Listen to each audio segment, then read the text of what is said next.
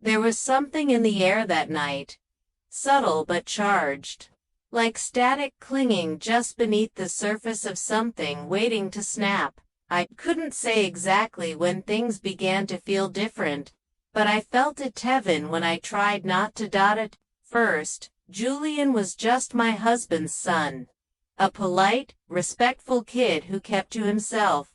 He'd been living with us for a year while finishing school in Santa Fe. Nothing unusual. Nothing threatening. But then, something shifted. Not in his title, but in his presence. He moved differently, now more sure of himself. He held my gaze a second too long. And when he did, I felt a flutter in my chest I didn't want to admit to. I hated that I noticed. That I waited for the sound of his footsteps. That my eyes instinctively searched the room for him without meaning to. I told myself it was meaningless. Just cabin fever or stress or my imagination. Playing tricks. But it wasn't. It was the way my skin tingled when he brushed past me in the kitchen. The way my pulse quickened when his fingers grazed mine too, slow to be accidental. And I think he knew it. One afternoon, the three of us sat in the living room. My husband, David, was reading. Julian sat beside me on the couch. We weren't touching, not exactly, but the space between us felt too small. I could feel the heat of him, his scent, the rhythm of his breathing. My hands clenched in my lap. I didn't trust myself to move. Because lately, when I looked at him, I didn't see a boy anymore. I saw a man. And worse, one who looked back at me with something raw in his eyes, something hungry and waiting. When our eyes met, I froze. It wasn't overt. It wasn't loud. But it was unmistakable. Then he whispered it so soft I barely heard. "Sorry, Mom." That word felt different now. Not respectful. Not familial. It felt like a secret dressed up as something innocent. "It's okay," I replied automatically. But it wasn't. Nothing about this was okay anymore. Days passed. David went out of town for work. The house fell quiet. Too quiet, just Julian and me now. I tried to keep busy, filling my time with laundry, cleaning, errands. But I felt him watching, hovering at the edges. Always near, always there. That evening, I was in the kitchen when I sensed him behind me.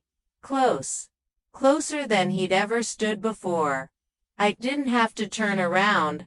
I could feel the heat coming off him. My breath hitched. My hands stilled over the cutting. "Bored? Need help?" he asked, voice low, controlled. I forced a smile. "I've got it." But he didn't move. He stayed just behind me, saying nothing. Then, his fingers brushed the inside of my arms, low and deliberate. My whole body tensed. That wasn't an accident. I turned and met his eyes. Really met them, and what I saw there stopped me cold. Restraint, but barely. Desire, caged behind careful silence. He said nothing, just let his hand linger for a second too long before stepping back, pretending it hadn't happened. I stood there for what felt like forever, unable to move, unable to breathe.